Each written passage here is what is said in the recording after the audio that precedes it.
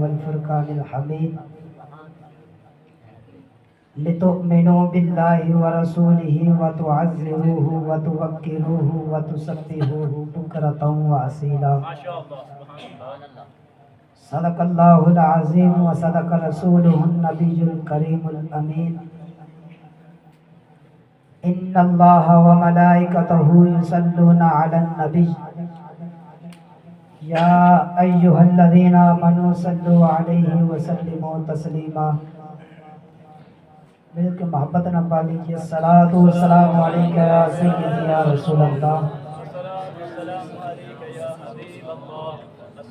الصلاۃ والسلام علیک یا سیدی یا نور اللہ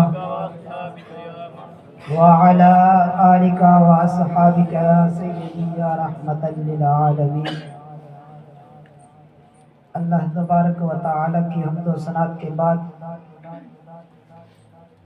حضور صلی اللہ تعالی علیہ وآلہ وسلم کی بارگاہ میں ہدیہ درود و سلام کا نذرانہ عرض کرنے کے بعد میرے نہایت ہی واجب الاحترام واجب القدر قبلہ میرے استاذ محترم اور میرے ہم مکتب ساتھیو، السلام علیکم. اللہ رب العزت نے ارشاد فرمایا لِتُؤْمِنُوا بِاللَّهِ وَرَسُولِهِ وَتُعَزِّرُوهُ وَتُوَقِّرُوهُ وَتُسَبِّحُوهُ بُكْرَةً وَأَصِيلًا.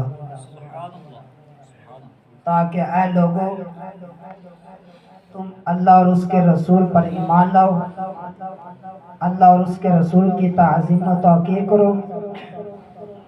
وَتُسَبِّحُوهُ بُكْرَةً وَأَصِيلًا، اور صبح شام اس کی پاکی بولو. اللہ اپنے محبوب کے صدقے ہمیں حق پر زندہ رکھے اور اسی پر موت نصیب فرمائے. اس امت میں صحابہ سب سے افضل ہیں. حضرت عبداللہ ابن مسعود رضی اللہ تعالی عنہ آپ فرماتے ہیں جو انسان کسی کی پیروی کرنا چاہتا ہے تو پھر اس آدمی کی پیروی کرے جو دنیا سے رخصت ہو چکا ہے، اس لیے کہ زندہ انسان فتنوں سے محفوظ نہیں. پھر آپ نے آگے خود ہی فرمایا اولئک اصحاب محمد صلی اللہ علیہ وسلم، فرمایا وہ رسول اللہ صلی اللہ علیہ وآلہ وسلم کے صحابہ ہیں. اگر کوئی کسی کے راستے پہ چلنا چاہتا ہے تو پھر وہ اصحاب محمد ہے. کیوں؟ اس لیے خود ہی فرمایا کانوا افضل هذه الامه ابرها قلوبا واعمقها علما واقلها تکلفا.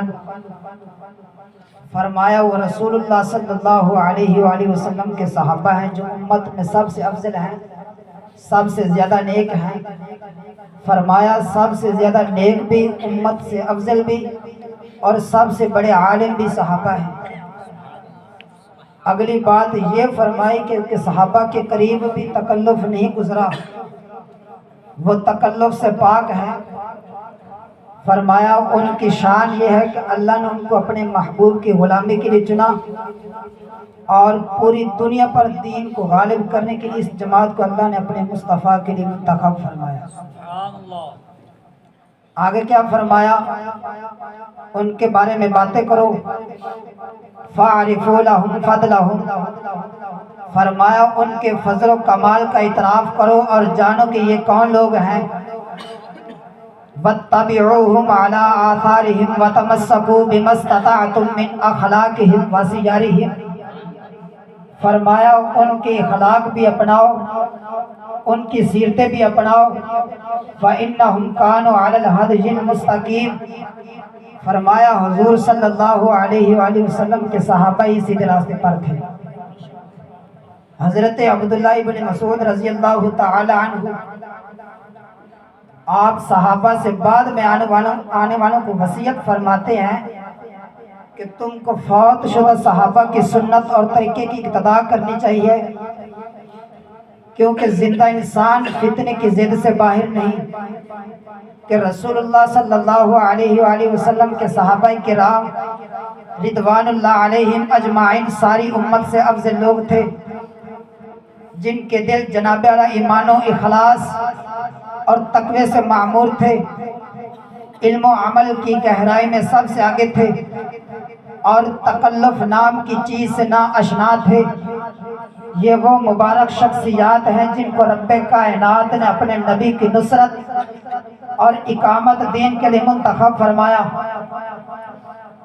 آگے فرمایا کہ تم ان کی فضیلت کو پہچانو، ان کی علم و عمل کی اتباع کرو اور ممکن حد تک ان کے اخلاق عالیہ اور سیرتوں کو اپناؤ، کیونکہ وہ ہر صورت میں میرے مصطفیٰ کے سچے اور کھرے پیروکار ہیں۔ امام بصیری رحمۃ اللہ علیہ فرماتے ہیں ہم الجبال فسل عنہم مصادمہم ماذا رعوا منہم فی کل مصطدم۔ امام بصیری رحمۃ اللہ علیہ فرماتے ہیں صحابہ جرت، ہمت اور بہادری کے پہاڑ تھے۔ اگر دین نہیں پڑھا تو پڑھو، ورنہ جو کام ہے وہ کرو۔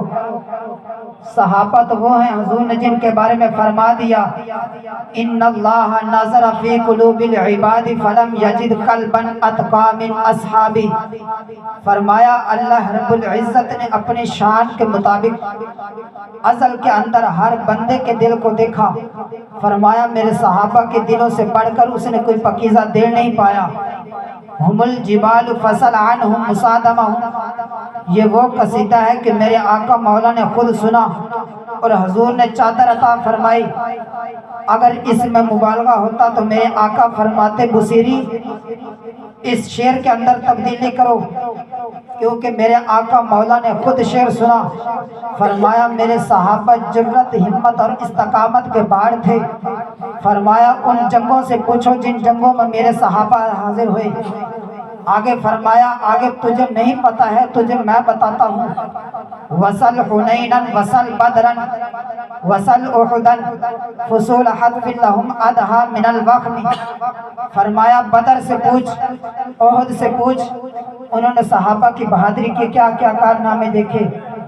اللہ رب العزت نے ارشاد فرمایا الذین یلمزون المتطوعین من المؤمنین فی الصدقات والذین لا یجدون الا جہدہم فیسخرون منہم سخر اللہ منہم ولہم عذاب علیم۔ اور جو عیب لگاتے ہیں ان مسلمانوں کو کہ دل سے خیرات کرتے ہیں اور ان کو جو نہیں پاتے مگر اپنی محنت سے تو ان سے ہنستے ہیں، اللہ ان کی ہنسی کی سزا دے گا اور ان کے لیے دردناک عذاب ہے۔ حضرت صدیق اکبر رضی اللہ تعالیٰ عنہ آپ نے جناب اعلیٰ سارا مال دیا تو منافع کرنے لگے یہ ریاکار ہے۔ حضرت عقیل انصاری رضی اللہ تعالیٰ عنہ ساری رات یہودی کے کنویں سے پانی نکال کر اس کے باغ کو دیا۔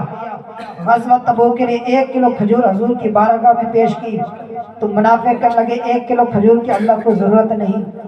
اللہ عمل دی توفیق عطا فرمائے۔ وآخر دعوانا ان الحمد للہ رب العالمین۔